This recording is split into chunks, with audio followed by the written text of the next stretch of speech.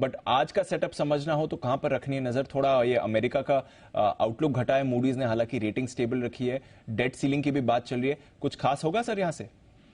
जी देखिए, अभी तक तो जितने एशियाई बाजार खुले हैं उनमें कोई खास रिएक्शन नहीं है। आप देखिए निक्केई ½ % ऊपर है, हांगकांग हरे निशान में, ताइवान 1-1.25% ऊपर है।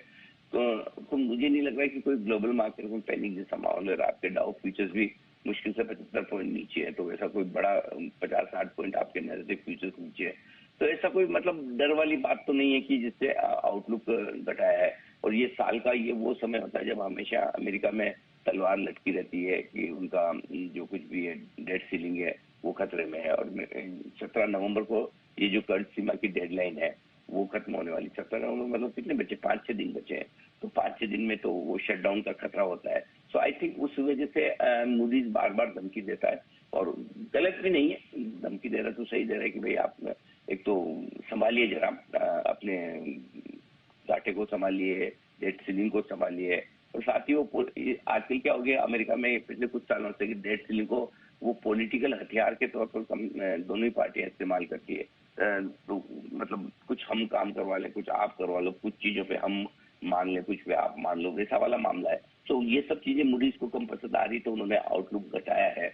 अकेली मूडीज की ही रेटिंग AAA की है अमेरिका की, जो शायद हमेशा डर रहता है कि कभी AA+ कर ना दे, तो अभी धमकी दी है। लेकिन हाँ, एक चीज दिखती है दीप की, अगर समझो ये मामला नहीं बैठा तो इस बात की फिर पूरी संभावना है कि इस बार मूडीज है ना रेटिंग घटाई देगा। इस बार अगर ये डेट सीलिंग वाला मामला लंबा चल गया, समझिए कि मिड दिसंबर एंड तक, तो फिर इस बार मूडीज भी एक ये अकेली बची है फिच और S&P के बाद जिससे AAA की रेटिंग रखी हुई है, वो AA+ कर ही देंगे। So but as of now market पर रिएक्शन है नहीं, लिमिटेड रिएक्शन है, और फर्क भी नहीं पड़ता है। सबको पता है कि यह हर साल का नाटक है, इस बार भी हो रहा है। सो अमेरिका से वैसे देखा जाए शुक्रवार के संकेत काफी मजबूती के हैं, जो हमने कल 100 पॉइंट की तेजी में कुछ हद तक पहुंचा ही ली है।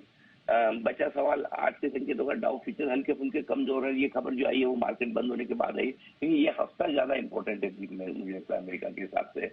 CPI और के डेटा आएंगे, रिटेल बिक्री के डेटा है, 17 तारीख की तो डेडलाइन ये जो हम बात कर रहे हैं वो है ही इसी हफ्ते में। जो बाइडेन और शी जिनपिंग की भी मुलाकात होने जा रही है, दुनिया के 2 बड़े दिग्गज मिलने जा रहे हैं, तो इन सबका एक्शन रहेगा। लेकिन सरप्राइजिंग 400 पॉइंट की तेजी अमेरिका में जो शुक्रवार को मिली है, मेरे ख्याल से वो किसी की भी उम्मीद से काफी बेहतर थी।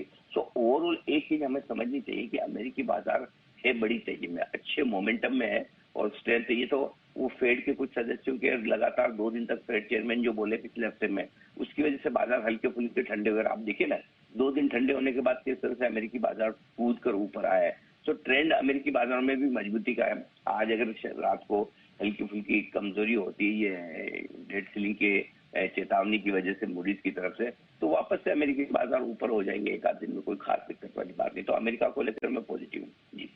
तो ग्लोबल संकेतों से इतनी कुछ परेशानी नहीं है। वैसे तो फ्राइडे को हमने जबरदस्त एक्शन देखा ही था। आज शाम देखते हैं कैसा अमेरिका का रिएक्शन आएगा। हमारे बाजारों के लिए कुछ खास रहेगा सर आज की स्ट्रैटेजी में? आज की स्थिति में ग्लोबल संकेत हल्के से, अगर आप ये माने कि कल की ट्रेडिंग सेशन में आपने अच्छे वाले संकेतों को बचा लिया, तो हल्के फुल्के से कमजोर है, कोई खास नहीं। वो भी डाउ फ्यूचर्स की वजह से 70-75 पॉइंट नीचे। अपनी स्ट्रेटेजी क्लियर है दीप, बाय ऑन डिप्स। अभी भी बाय ऑन डिप्स है, दिवाली तक अपने बाय ऑन डिप्स की रखी थी, और दिवाली के 2 दिन से पहले हम कहते थे कि इस महीने के आखिरी हफ्ते तक पहुंचे, ये जब तक इलेक्शन के जो विधानसभा चुनाव के वोटिंग है, लास्ट वोटिंग तक आपको पॉजिटिव साइड पर रहना है। उसके बाद जब एग्जिट पोल वगैरह आने लगेंगे तब की तब देखेंगे। तो यानी कि 25-26 तारीख तक तो आप पॉजिटिव साइड पर रहिए। उसके बाद 25-26 तारीख के बाद से लेके हम इलेक्शन के नतीजे आने तक हम कोशिश रहेंगे। तो तब तक तो बाय एंड रिस्क की स्ट्रेटेजी के साथ चलेंगे। और अब आज कल जिस तरह से आपने 19,500 के ऊपर की क्लोजिंग दी है, अब जो मजबूत सपोर्ट है निफ्टी पर वो ऊपर की तरफ शिफ्ट हो रहा है, वो है 19,325 19,425 की रेंज। लेकिन मानिए आप आसानी से तोड़ेंगे नहीं। और बैंक निफ्टी पर 43,550 43,700 मजबूत सपोर्ट के तौर पर आ रहा है। ऊपर की तरफ की रेंज के लिए 19,725 अगला टारगेट बनेगा निफ्टी का, और 44,400 44,600 अगला टारगेट बनेगा बैंक निफ्टी का। आज के लिए एक ही इंपॉर्टेंट चीज है जो आपने परसों मुझे पूछा था शुक्रवार को कि क्या चाहिए, वो आज फिर से दोहराता हूँ। उसमें से पार्टली कल मुझे मिला है, लेकिन उसकी कंफर्मेशन आज होगी, और वो ये है मुझे आज क्लोजिंग 19,500 के ऊपर चाहिए और बैंक निफ्टी की क्लोजिंग 44,000 के ऊपर चाहिए। 19,500 की क्लोजिंग मैंने मांगी थी, आपने 20-25 पॉइंट ऊपर दिए, लेकिन कल लो वॉल्यूम्स में था, छोटा ट्रेडिंग सेशन था। अगर आज 25 पॉइंट घट भी जाए, 20 पॉइंट 19,500 के ऊपर क्लोज हो गए तो आई एम सेटिस्फाइड। और बैंक निफ्टी कल 44,000 के आसपास ही बंद हुए, 10-15 पॉइंट नीचे बंद हुए।